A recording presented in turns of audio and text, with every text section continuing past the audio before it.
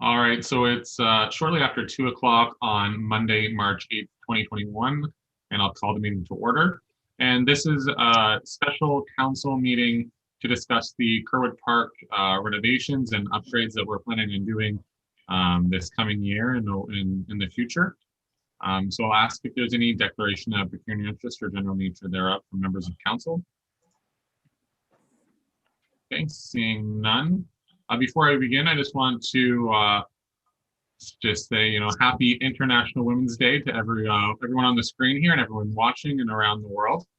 I know Councillor Clark, I'm not sure if anybody else attended an International Women's meeting this morning. I assume that was from the CFTC. Is that right, Councillor Clark? Excellent. So I'm sure I attended that 2 years ago. It was well attended. So I don't know how many people today, but yeah.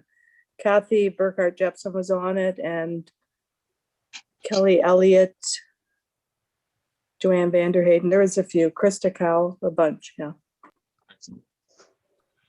So before we jump into the meeting here, I'm going to toss it over to Morgan to go through some information and the presentation there. I just want to say that this meeting is a long time coming. A lot of information has been gathered. Council, we've been talking about this for a long time, and I know that I'm excited to see some shovels in the ground and some a new building being placed at the Kerwood Park, so then we can have the community use the facility more often, and seeing that use hopefully by in 2021 and in the future. And I'm excited that we're getting to this point, so then we can use that park more often for great community events and family functions and everything else. So I'll hand it over to Morgan and you can go through the presentation there. And I know that we're waiting on one member from Spreet's Associates that will help answer some of those engineering questions, but hopefully she'll be on here soon. Or am I handing over to Chris? I don't know who I'm handing over to. Oh, I'll take it from here, Mr. Mayor. Thank you. And yes, we do have Chris Trainey from the county, who has been an integral part of moving this project forward through 2020. So a big thanks to Chris. I'm just going to load up a presentation here, and hopefully by the time we get to the engineering kind of stuff, we'll have Shauna from Spreet's online as well.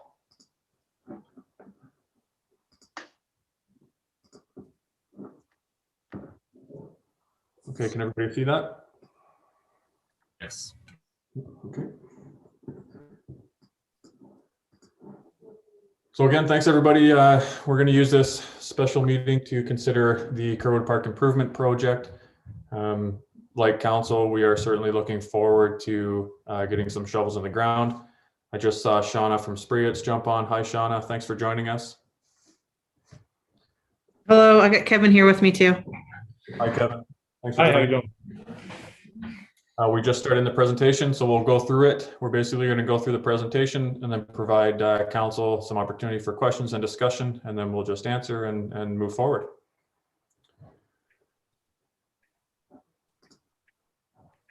Okay, so really the project summary. So Ali Metcalf is looking to improve Kerwood Park through a new facility, an enhanced community space. We are seeking to improve accessibility throughout the park.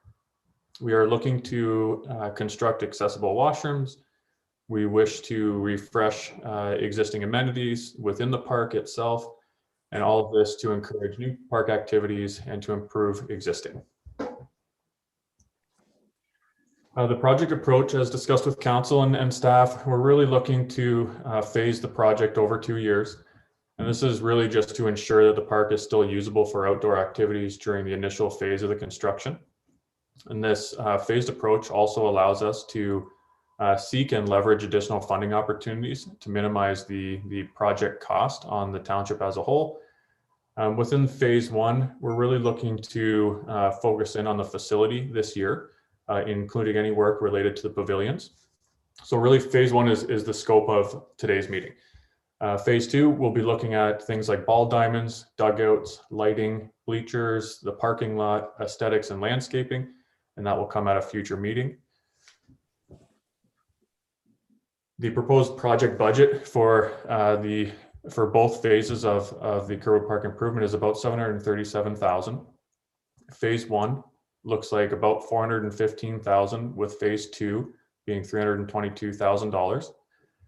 We have reserved through the municipal budget a total of $360,000 to date. We are seeking, and we have submitted a COVID IKIP application for $100,000, which we're waiting to hear back. If that grant application is unsuccessful, we do have a capital purposes reserve that can fund the remaining costs of the project.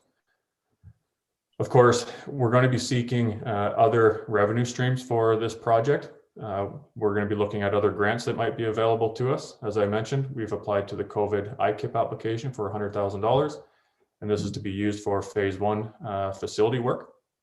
We'd also like to work with our community partners or the community in general to fundraise and seek other revenue opportunities. We are going to be looking at other types of amenities and park improvements in phase 2. So that would be a really good opportunity for the township and the community to come together to see what kind of funds we could leverage towards these park improvements. So getting into the park layout site plan, I believe this is fairly hard for everybody to see, but really what we're looking at is north is the top of the screen. Let's see if I find my mouse here. The ball diamonds are right here. We're looking to keep the most recently built pavilion with a concrete sidewalk back to the new facility itself. This facility is proposed just to be along Kerwood Road. So as you enter in the park, it'll be on your right-hand side. This is that old existing building that's there that we will be talking to council about today, whether we remove it or maintain it. The playground is still to the bottom left of your screen. Just off the, I guess, so between the ball diamonds and the facility will be a proposed kitchen so that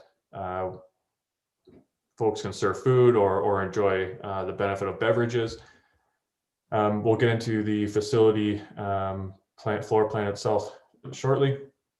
But on the back half of the facility, as proposed, is a storage room, and that could be used for our public works manager's equipment. We could put some storage cages in there for any type of equipment that needs to be stored throughout the year or the winter. So moving on, this is just a closer look at that facility layout. So again, the ball diamonds are on this side of the facility. The washrooms, the washrooms are on the one side that face the park, the playground. So the playground's down here, the washrooms face this playground. Here's the back door entry for any storage equipment. And this is the side of the parking lot over here.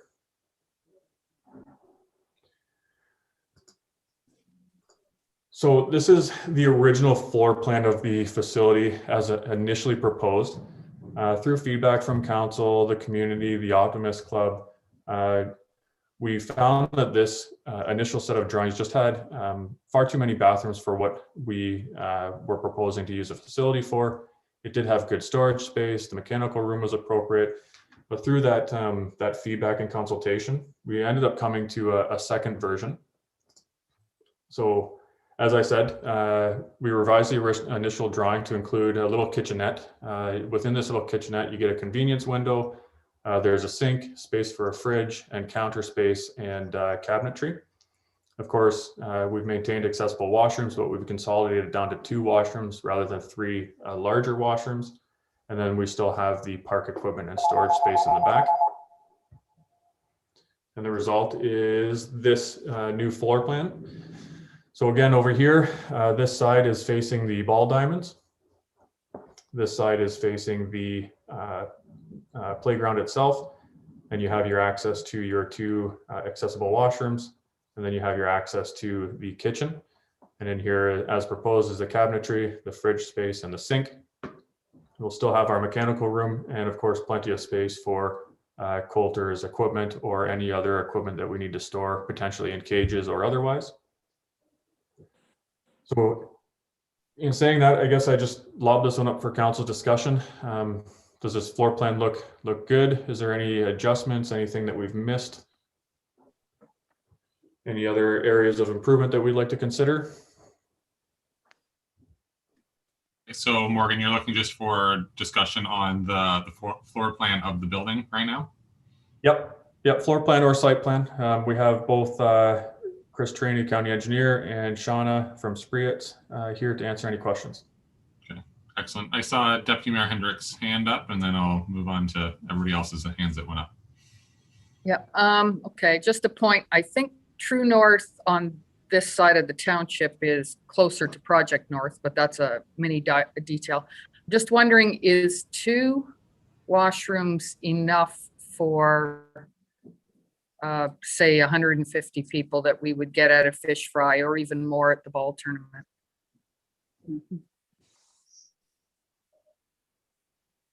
So when we talked about it at the staff level, we're basically looking for the average use of the park, and we felt that a couple of bathrooms would likely meet that average.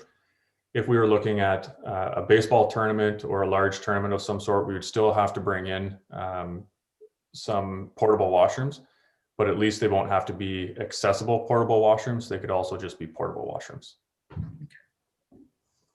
Yeah, and the average family event that gets held there wouldn't probably need more than 2, but I'm not sure what the numbers per washroom is.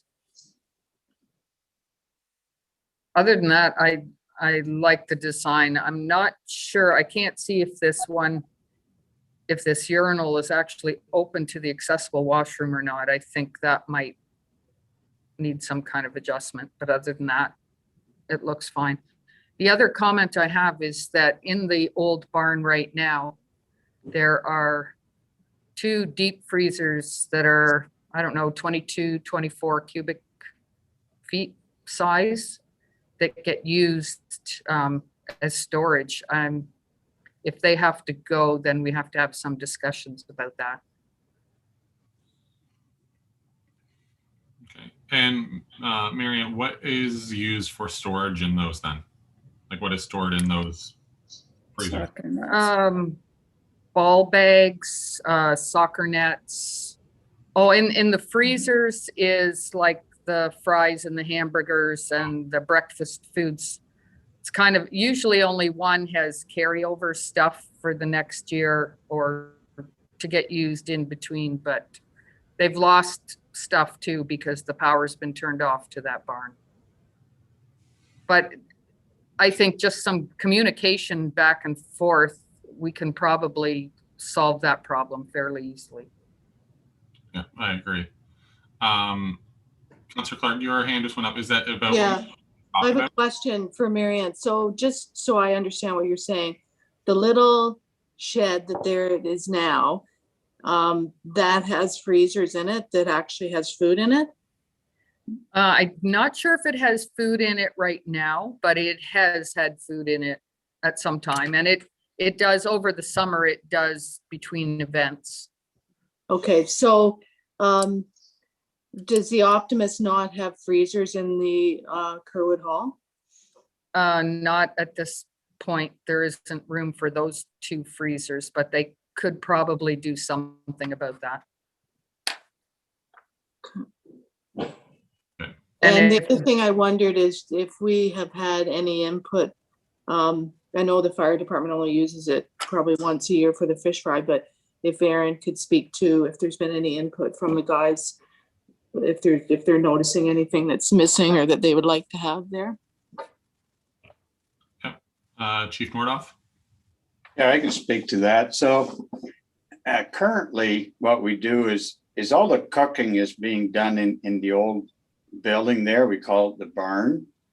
And so it's a fish fry and there's 4 cookers and they're hydro. So 220 volt. So if that building is gone, we'll need to cook somewhere else. And it's very difficult to do it outside for a few different reasons. So I don't know if that can be done inside that storage building just for that day, as long as there's hydro for that. And if that is the case, then it'd be nice to have access from the storage room in the new building to the kitchen to the area where, you know, you can serve through to the pavilion. And then a second pavilion would be needed as well, because, you know, we have 300-400 people coming, and if it's raining, they need a place to be under cover. So we're hoping that the pavilion can be attached to this building at the same time. And I believe that's all we have. Okay. Thanks. Okay, Councillor Brody. Yeah, that was my first thought looking at this drawing. I'd really like to see access from the kitchen to the storage, just because you may need the extra room. And so that's one thing I would really like to see. And yes, I don't think for the cost of putting up a second pavilion again, I think that is certainly needed as well. Okay. Councillor McKinnon. My question is about the site plan SP1, and it's in regards to the walkway. And I'm wondering, how does someone get to the walkway if in a wheelchair or using a walker? Is it addressed in the accessibility notes under the Talbotville Sports Park for barrier free?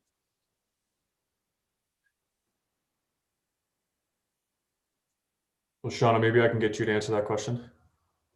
The parking lot, right? Well, we're not doing any site work at this time. It's very minimal. It's just around We can the wrap the building sidewalk in. and the access road for the overhead door. But if you want some upgrades to the site done, we can include that. We can drop the curb from the. So you want to parking lot. know what's being done from the gravel parking lot to the building? Yes. Or from the sidewalk in. Or put a drop in the sidewalk so you can, Yeah, we can put Right. an accessible sidewalk to the parking lot to this building. I think it would be appreciated by anyone that has difficulty walking. That's just Sure. my viewpoint, though. I agree.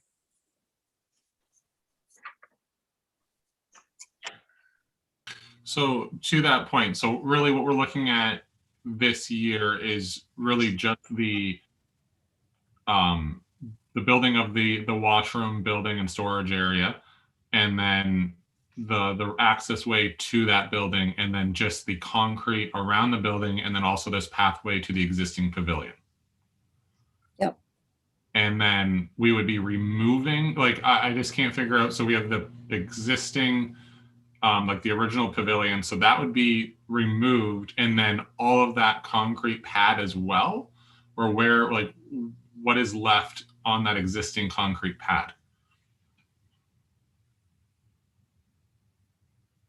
Shauna or Chris, can we keep the concrete pad, or will we be removing that along with the structure? this is a concrete. We pad. can keep some of it. We just gotta see what the condition of it is. It's in here. Yeah, Right? the idea here, through you, Mr. Mayor, is to try and preserve as much of the park as possible. So, you know, we are going to be, the recommendation is going to be to sort of close off this area so that the park can continue to be used. You know, as we know with COVID, access to outdoor areas is very important. So part of the discussions we've had with Spreetz when we're putting together the contract documents is to make sure that this job is isolated from the rest of the park. So that's sort of one of the philosophies behind us doing it over a couple of years to make sure we do that. And then we're doing, as you say, you know, let's not do too much removal outside of the footprint that we need.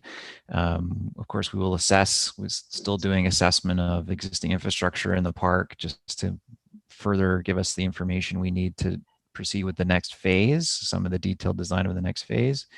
And the team at Spreetz has been doing that, sort of put on hold a bit to get this part of it done. The other comment I would just say about that we have to be a little bit mindful of when we're talking about the kitchen area, the server area, and why we want to have that sort of as an isolated room, not connected to the rest of the facility, is because the health unit will be involved. So if we're serving food out of this, there'll be inspections. You want to have a barrier from the room where the lawnmower is and all these chemicals may be stored for fertilizer, or if you have any kind of Roundup or anything in there, you got to make sure there's no connection there. So we have to be a little bit careful about moving forward. And we know this is an old facility and we did things in a previous sort of fashion. Now we're sort of moving forward, and things like bringing in portable washrooms for large scale events, trailers for the fish fry, things like that. Those sort of weren't around. Now we have that access to those types of things a lot easier these days. So that's sort of why this got put together in this fashion. Those are some other things that we talked about, as far as the genesis of the design of the building itself. I don't think I missed anything there, Morgan, but you might want to add to that if I missed. No, I think that captured pretty well. We're just trying to stay away from really creating a full-blown kitchen. Councilor Brody? Can we still keep if we keep the other building, we could use it as our maybe if we get a lawnmower someday, storage, or, we can keep that building as just storage. I don't think it'd take much to fix it up a little bit. I think if we limit ourselves trying to put all this stuff in the new building, it'll almost be too full. So I think maybe we need to look at, are we keeping that existing building and just giving it a little bit of a facelift, and it can be used for storage, because it's not in the way of the ball diamond or anything. It's always been there. Maybe we should discuss that a little more. Okay. Deputy Mayor Hendricks and then Councilor McKinnon. I can see leaving the barn there for the time being, but not for storage. It's had quite a few break-ins. I think the building we're looking at designing will be easier to secure. I think because we're talking about deep frying and doing it in a storage room, the barn, we can open both sides. It's ventilated enough that it's safe to do what the optimists and the firefighters do in there. But I don't think that should be happening. I know it's a ways away to walk with the food and everything, but I think putting our storage in the new building that's more secure, and maybe using the old barn for temporary uses that we use it for, I think is a better idea in the long run, because we don't need health unit problems either when we're dealing with food. So with that being said, I guess the question is probably for the Optimist Club and also for the fire chief and for the fish fry. If there was a larger pavilion area, could we not have, and if the correct hookups, we had those all in there, could we not have those deep fryers or whatever is used be underneath the pavilion? Pavilion. Be too many people. Building. Right. You need hoods put in. You need fire suppression if you're going to open deep fryers. You need hoods over them with fire suppression. So you can't just put deep fryers inside buildings and things like that. You have to have a hood that covers more than 6 inches of the cooking surface, and it has to have fire suppression in it, and exhaust. So we could look at this if we do put an addition on this building in the future. If we put covered pavilion, we could put hoods, and we could put the required exhaust systems. Yeah, we could. You could have natural gas hookups for the fryers. But then we're talking about really a commercial kitchen that is outside. Yeah. An outside one. Just for frying fish. I would keep the deep fryers out of the little kitchen serving area. I think that's more for pop and chips and stuff like that, snacks. Snack bar, right? Basically. Mm-hmm. Bar. Yeah. I think just thinking about this right now, I know that the building that's there has been used in the past for deep frying and that type of thing. But I think now that like, I don't think council was fully aware that that's what was being used for. And knowing now, you know, that there needs to be a fire suppressant in the hood, probably if we got a hold of Tony from Cowan Insurance, he would not be very happy until we got a bunch of stuff in there for the insurance side of things. Would we, maybe we need to look at, you know, going back to the Optimists and saying, you know, having them look at possibly of like a trailer facility that houses deep fryers or something like that. And maybe that's something that I'm just thinking about the long-term costs that the township will incur for a few events throughout the year to having, you know, a simplified project, and maybe a donation to the Optimist Club to be able to help them, you know, purchase or build a trailer of some sort for those events that they can use not only for the baseball tournament and the Adelaide Metcalf days and whatever events they're looking for. Maybe that could be another option as well. Mhm. Just thinking right now of what all we would have to be doing here and the overall cost. Councillor McKinnon? Through you, Mayor Curtis, I think that's really a good idea to have like a mobile trailer or something that you could even put on permanent wheels there to have the fish fry out of. My concern is what it would cost for that old building, because the floor is really cracked badly, I believe. And I wonder how much we were willing to put into it to keep it just for storage. So is that something we should be going and taking a look at, physically go in and look at it and get some pricing on? Morgan? Yeah, so Coulter, I believe, have you been in that building before? Thank you, Morgan. I have actually not been in the building before. I believe the Optimist holds the keys to it. Aaron, I believe, has been in it. Mm-hmm. Yeah, I can speak to that if you wish.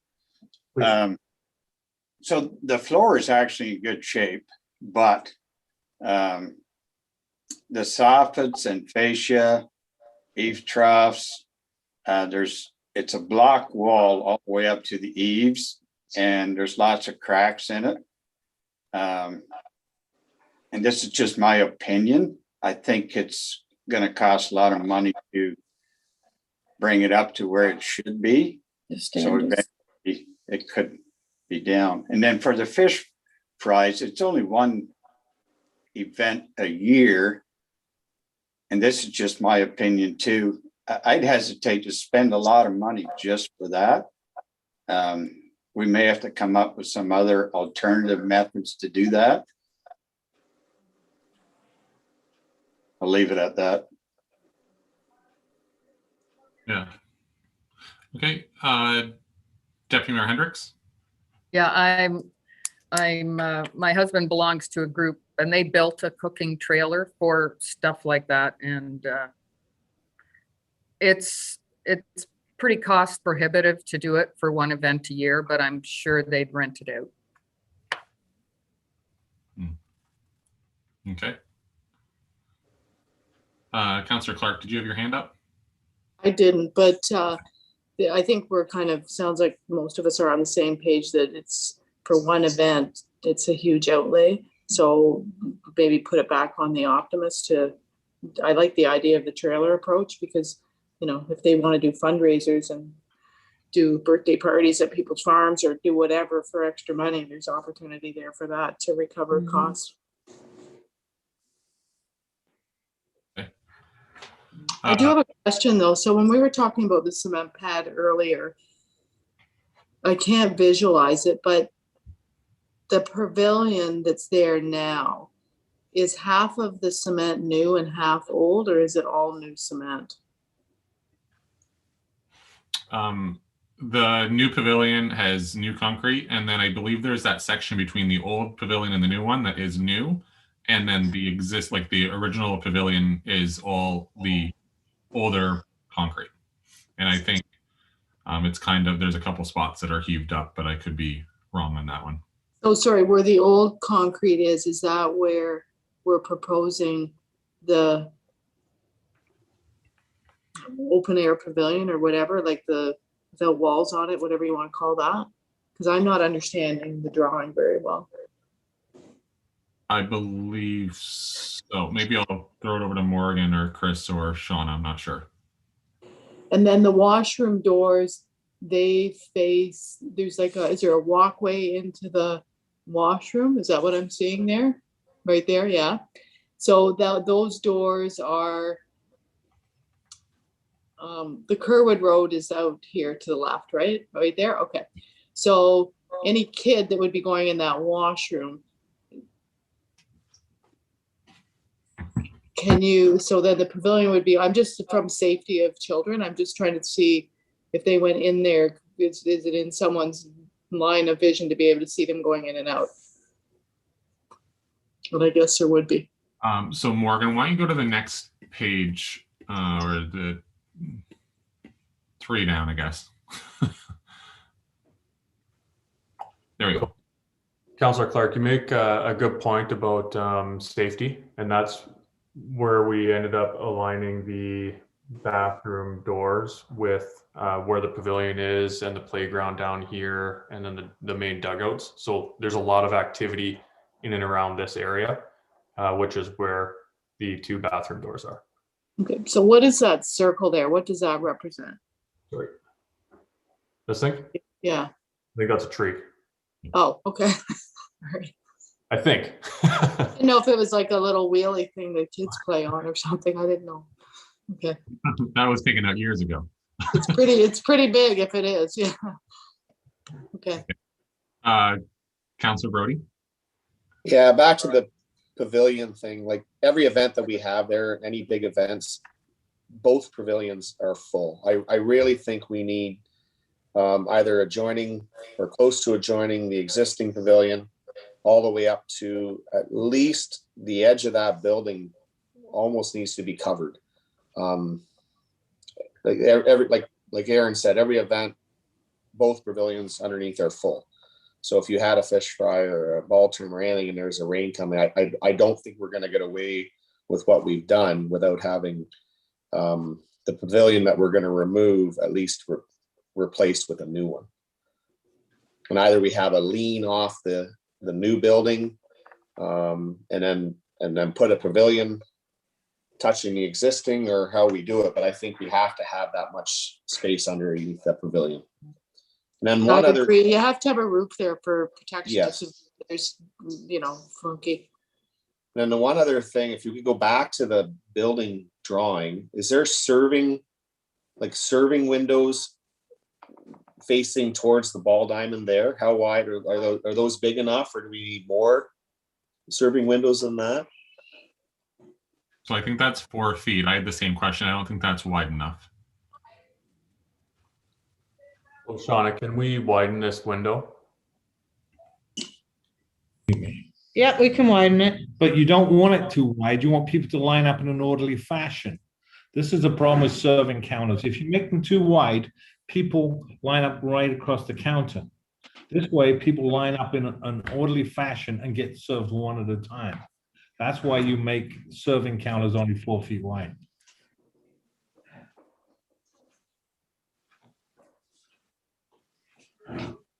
I think it's, for me, I would say we have a discussion with the Optimist Club, because they're the ones that use it most of the time, and I would assume this would be their serving of drinks area, and I would think that we would ask them to see how wide it should be. Okay. Do you understand what I mean? I know exactly what you mean, but expecting the previous events that they have bartended at, they have one line for one type of alcohol and another line for beer and that type of thing. So I think it should be a kind of a more of a 2-line system than a single. It would be preferable then to put 2 folding shutters in, two roll-up doors. I'm seeing Marianne shake her head, so that likely would be the case. 2 doors would be fine. Yeah. If that's the case, is one fridge enough or do we need more fridges too? How big is the fridge? Just a standard fridge? 15 cubic feet or something. Well, when you have a big event, you're gonna have to have a trough or a Trough and ice something we bucket and bring cooler. in temporarily and just use it as a one-time event. There's 8 feet between the sink counter and the front counter. There's 8 feet in there, so you could put a tub right in the middle of the floor there, Okay. you know, with ice and cold beer Yeah. in it, you know. Yeah. Or Yeah. Okay, and with that being said, is there a drain in the middle? Will there be a Yes, drain? there'll be a floor drain in there. Okay. Just going back to Councillor Brody's comment, I have the same thoughts as well with the pavilion. So in phase one, we're talking about putting up this building. Is that original pavilion going to be disappearing? And then my second question is that I keep on seeing, I think it's proposed for future expansion of the building. Is that happening in phase two, or is that happening in the future? That can happen at any point. It's for a pavilion expansion. We did do an estimate. It could be between $70,000 to $100,000. Okay. Well, we could tender it as an option. If you go over budget, you deleted the pavilion extension, if that's something that you would consider. You know, the guys that building anyway, it just means some more posts and beams and trusses. We were just extending the gable end roof out over that end of the building. We try and retain that old slab underneath it, I guess, if it's in decent shape. Might be the cheapest way to do it is right off the hop. Yeah. Yeah, because I agree that if we're getting rid of a pavilion to add, washroom facilities, that's great that we have washroom facilities and a little kitchen, but we're losing that seating space for the events. And as you're talking about, they're always full, especially for the fish fry and also the ball tournament. So I would like to see that when we're building the washroom facility in the kitchen area, just have that that pavilion already attached there, and better yet, if it can be attached to the existing one to the south as one, under all one roof, instead of what we have currently where it's like a standalone pavilion and another standalone pavilion. If we can have it all attached, I think that would probably be the best. Yeah. I'm not sure what everybody else's thoughts are, but if we're doing this, we should figure these kind of things out now. So yeah, I agree. Okay.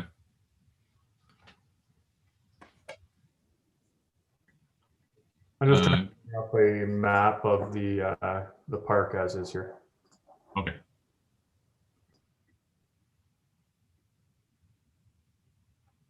Chris, you had your hand up?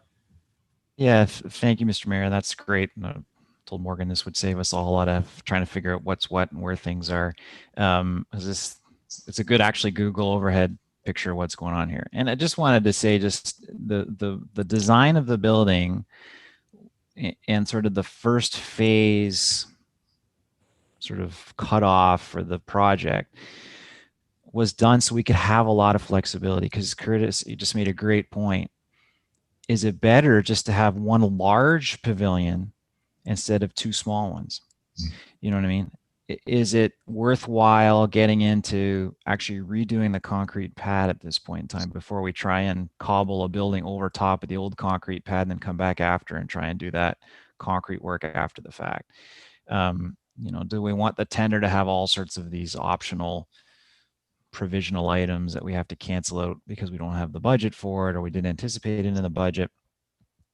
And then also, let's not paint ourselves into a corner. Like, we have lots of space here and we haven't really looked in great detail at the second phase.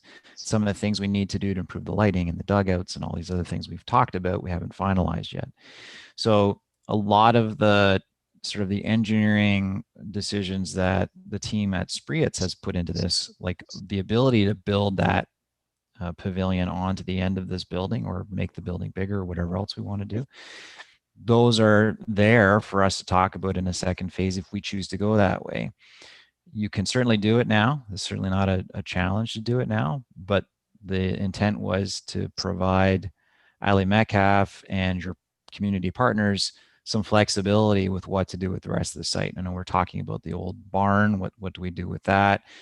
Expand the existing or the remaining pavilion. Do we put the concrete pad somewhere else? Is it better off that we do something a little bit different with that part of the site? So there's lots of options for us. The building, way it's designed now, the key thing that we're talking about today, you saw the two designs, was how many bathrooms is enough for your sort of day-to-day use? How much space do you need for your regular events? And then, because we're talking about an expensive project, to be fair, if we're having a ball tournament, bring in a big tent, right? We have food trucks that could come in and help us out. The Optimists, I know, have food trucks around I know in Ancaster they have one, I've seen it there. But they have these types of vehicles that will come in and do these. Salvation Army's got a great food truck that they bring around to cater at different events. So there's lots of those opportunities. So hard infrastructure is so hard and final. This thing has been here for a long time.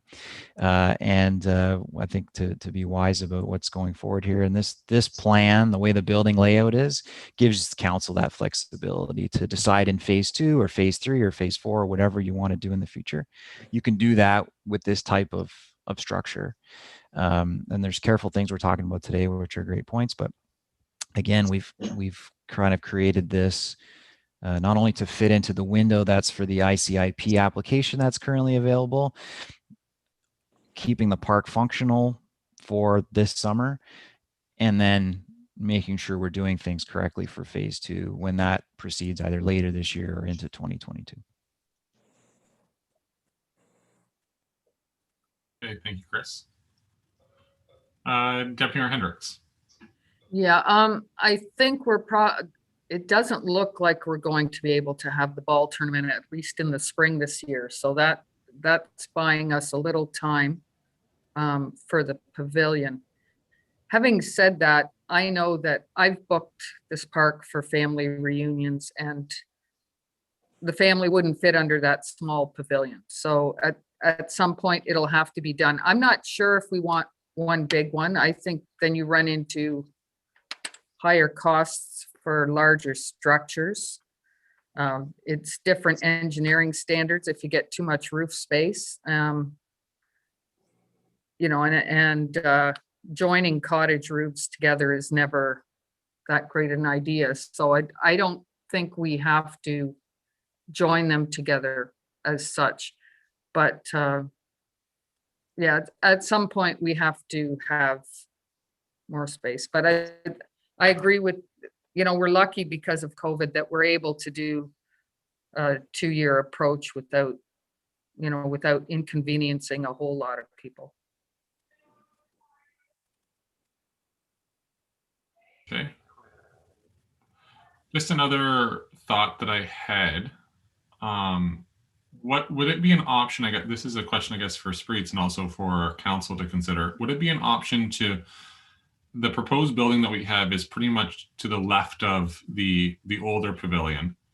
Would it be an option to bring that further south and just connect it to that existing newer pavilion?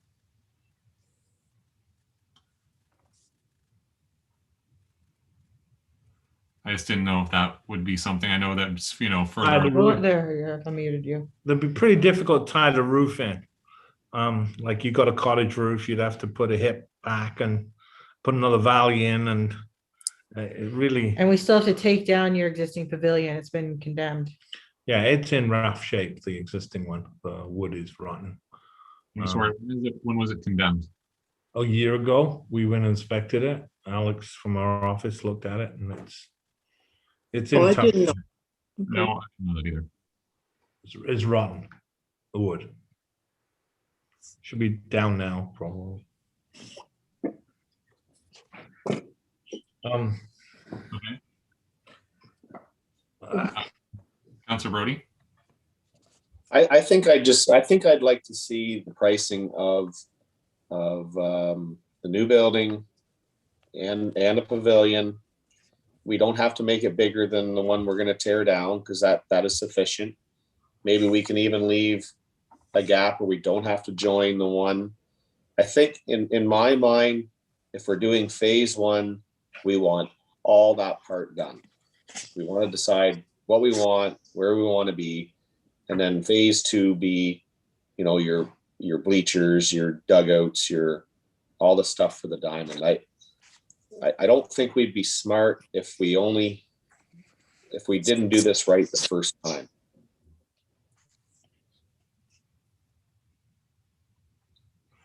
Okay, so just kind of a show of hands of exactly kind of what Councillor Brody's saying.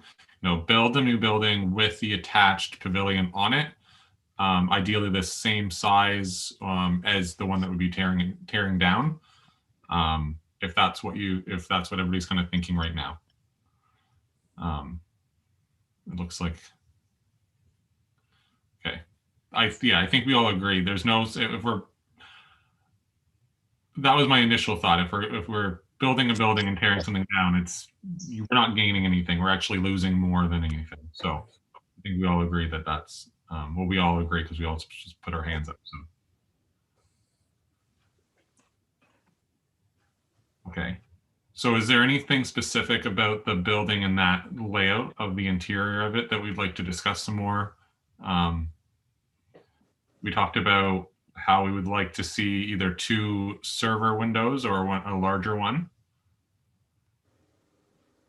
There's also a talk about having a door from the kitchen area to the storage, but I think it was Chris that spoke about that. It's probably not the best idea.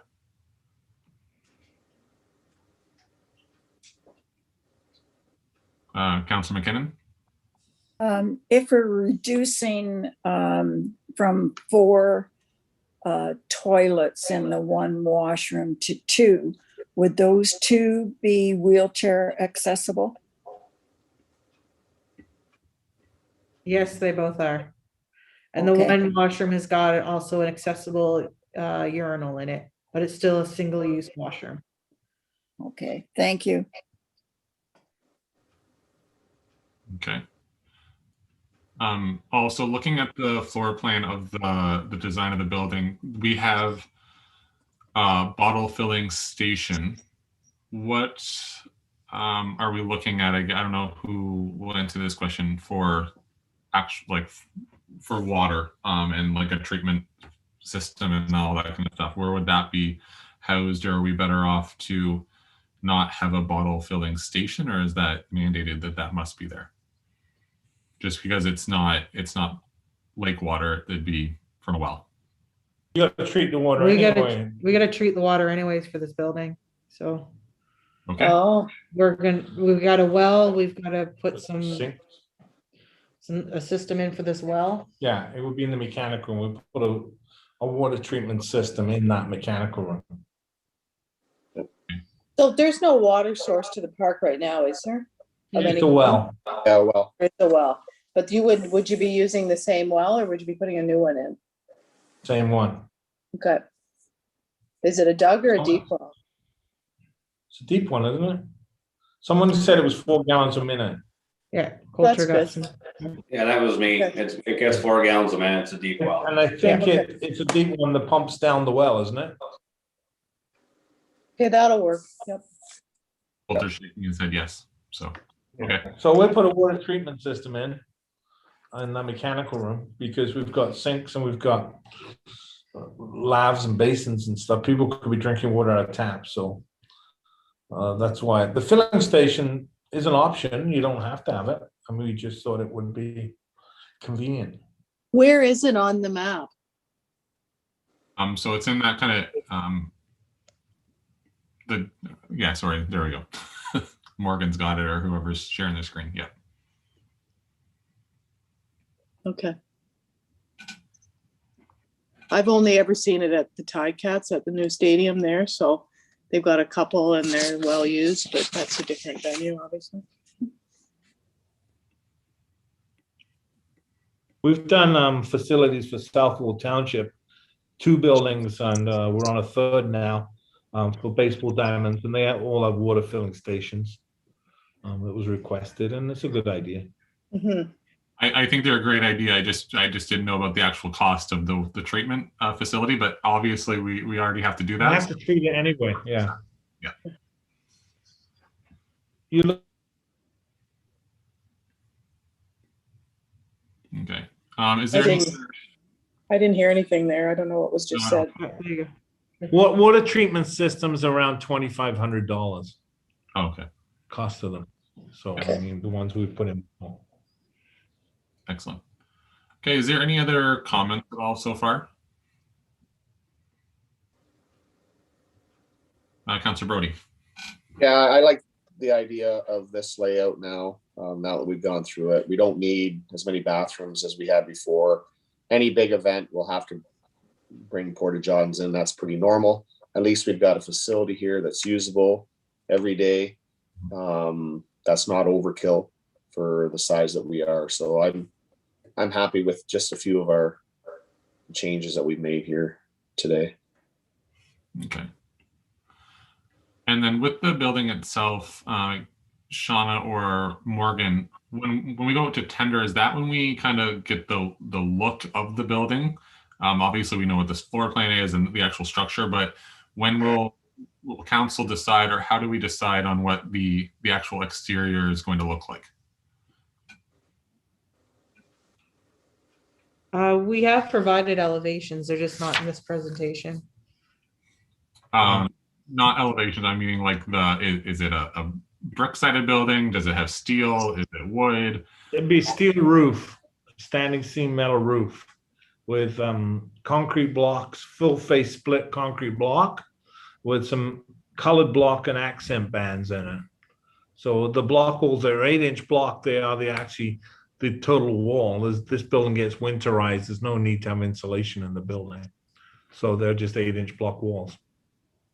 And it's designed so it can be all drained into the workshop area for mothballing in the wintertime. There is no heat in it. There's just ventilation fans. But the attic would be insulated to keep it cool in the summertime, you know. The trusses have got insulation in them. But it's pretty maintenance-free exterior. It's painted with anti-graffiti coating as well. Yes. Oh, It's the clear coat that goes on the block. So they can't, if they do paint on it, it can be power washed off. Perfect. Okay. Is there any other? So Sorry, go ahead. we feel that the steel roof's better than putting shingles on it because it's just a maintenance problem down the road to re-shingle these buildings. Yeah. You know, for 10 sure, years, for sure. You know, 10 years maybe. Okay. Is there any other questions at all so far? Or Morgan, is there anything else that you're looking for council to make some decisions on or anything?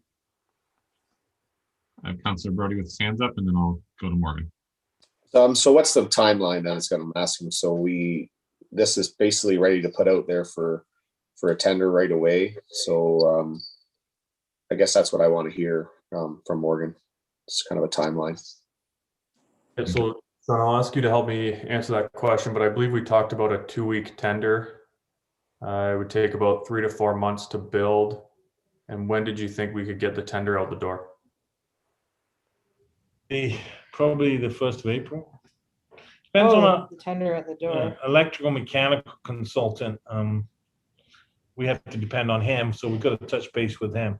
I'm thinking 3-4 weeks is we ready to tender. And you put it out for tender like for 2 weeks. So the tender would close the middle of April, the last week of April. Start construction 1st of May. 3 months, May, June, and July. It'd be finished in August sometime.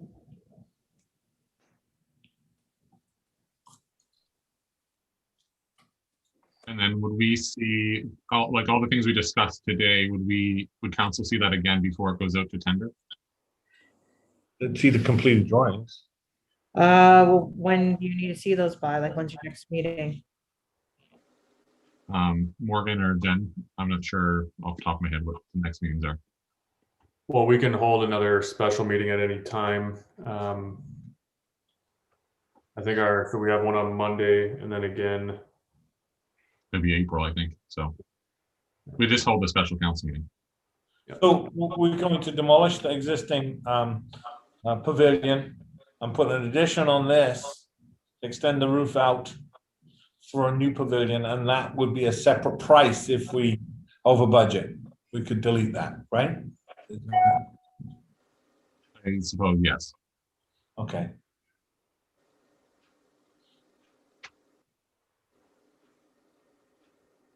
And then we also had the two 4-foot doors, I believe. Yeah, that's not a problem.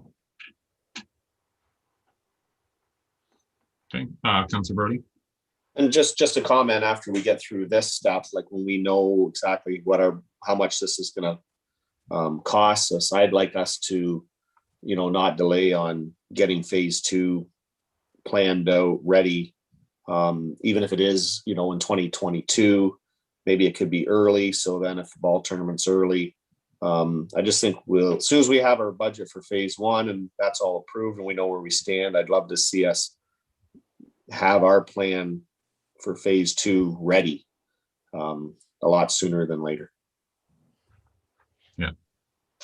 Morgan?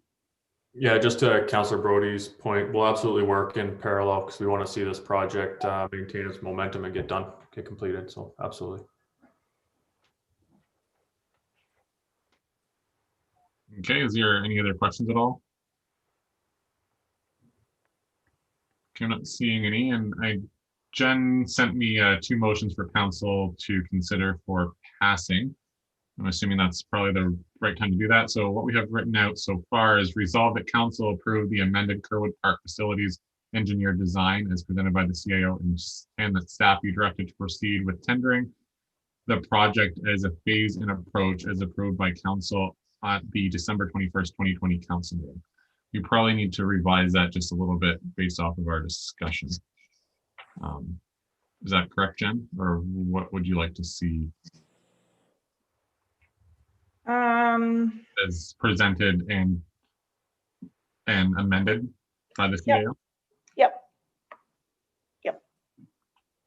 And then should we have it so then it's the staff be directed to schedule a special council meeting to review the updated project, or are we not? Does council want to see that before it goes to tender, or Morgan? Yeah, I think so. If council's in pretty good shape and comfortable, we'll work with Spreetz to add that pavilion as an option to the tender. We'll add the window and a couple of the other changes, and then we can just bring those final documents back to council before we release the tender in and around April 1st. So if council's comfortable, I don't technically need a motion today because I got general direction to amend these documents, and then we can get that final approval at the next meeting. Councilor Brody? Yeah, I just want to double check with, both Aaron and Calder if they have any more suggestions that we're not seeing, or if they think that we're missing anything, or I just really like to hear both their opinions right now. Okay. Coulter? I like the idea of the pavilion going up in phase 1 attached. Other than that, the new building, I think it has sufficient room for somewhat of a machine for a drag. It'd be nice in the future to have somebody dragging that diamond 2 or 3 times a week. I'm really happy with the discussion today. Okay, and Chief Nordoff? Yeah, thank you. So, yeah, I'm really happy to hear that, with attaching the new pavilion to this building, that makes a lot of sense to me. The only thing I think I'd like to see is longer serving windows. Yeah. And that's been mentioned, but I think they need to be as long as possible. Anyone's ever seen the ones in Poplar Hill Park, it's just the length of the building there. So I'm not saying it needs to be that long, but it needs to be longer than what's on the prints. Excellent. And I saw Councillor Clark stand up. Yeah, this might be a totally left field comment, but do we have any requirement to provide like a charging station? I only know one person with whatever the car is, I don't know, but needs electricity. So I'm just wondering, is that a requirement now in any that we have one within the municipality? And if so, would we put it at the park if we had to have one? I'm just causing trouble, that's all. I don't know who wants to answer that one or who has an answer. Certainly a good question and certainly forward thinking. Mr. Trainee, do you know of any requirement that we may or may not have to include green infrastructure at this time? Yeah, there's no legislative requirement to have a charging station in your municipality at this point in time, as far as I understand. Yeah, and it's certainly something we need to look at more detail because depending on the type, if you don't want to just pull out an extension cord and plug your car and let it sit there for 24 hours, you're going to need to upgrade the electrical supply to this facility. That's the big challenge with any of these sort of high-speed chargers. But no, there's no requirement for the municipality to have an electric charger anywhere in the park. Okay, thank you. Or even in the municipality, at large, thanks. Okay, Deputy Mayor Hendricks. Yeah, I think that would be a great phase 2 add in if we could. Because I think there'll come a time. We probably should have grabbed the funding for doing that along the 81, but Kerwood's also another access point. Okay, Morgan. Building off of Councillor Clark's and Deputy Mayor Hendricks' comments about phase 2, there's other opportunities that we'll be able to look at to provide kind of like a technology type of experience there as well. We could provide wireless internet in and around the pavilions so that folks can access their schoolwork or library services or even government services at that time. So that'll certainly be included in phase 2. Good. Excellent. So Morgan, are you saying that from this discussion here, you have the general direction? So you're not looking for a motion then? Unless the clerk's going to tell me otherwise, but I think Spreets, they know what they need to update. It's option in the tender for the pavilion, add the pavilion to the drawings. We're looking at extending the windows, the snack bar windows, so that they're greater than 4 feet. We're looking at adding an accessible sidewalk from the parking lot to the building. And I believe that's it. Okay. The only other question that I have, just because you brought up about the accessibility part, Morgan. So in phase 2, are we thinking that there's going to be any other concrete work happening? Or is it more just updating of the lights and that type of thing? And the reason I ask is, should we include in this one, in phase 1, extending that sidewalk from Kerwood Road at the southern entrance and adding that in to go up to that pavilion area? I just didn't know. It seems like a small amount of sidewalk there and additional concrete that we'd be putting in. Then maybe we should be looking at it right now instead of waiting for the phase 2. Chris? Yeah, there's going to be concrete in phase 2. We're looking at the pads for the dugouts. I think Spreets, we're looking at that for the benches for the dugouts. We're going to put a concrete pad in some of those areas. There might be some concrete we need to do with the poles. Probably have to put up new poles. Those pole bases are pretty old, so we'd be bringing concrete for that. So there's quite a few spots. I mean, there's upgrades to the parking lot we wanted to do.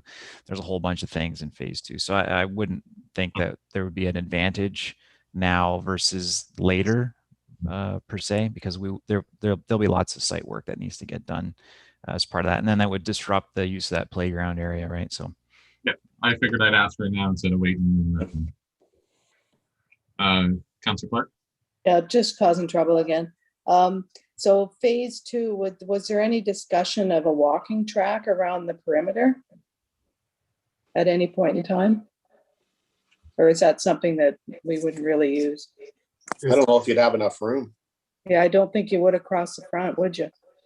Well, Okay.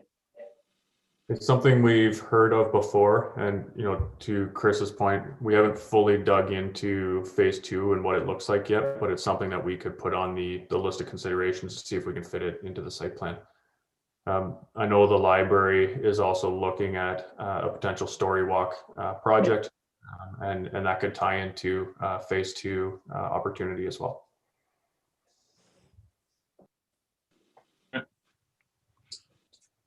So it looks like we are all set for moving forward with the phase 1 and getting that updated. So if there's nothing else, doesn't look like anybody else has any other comments.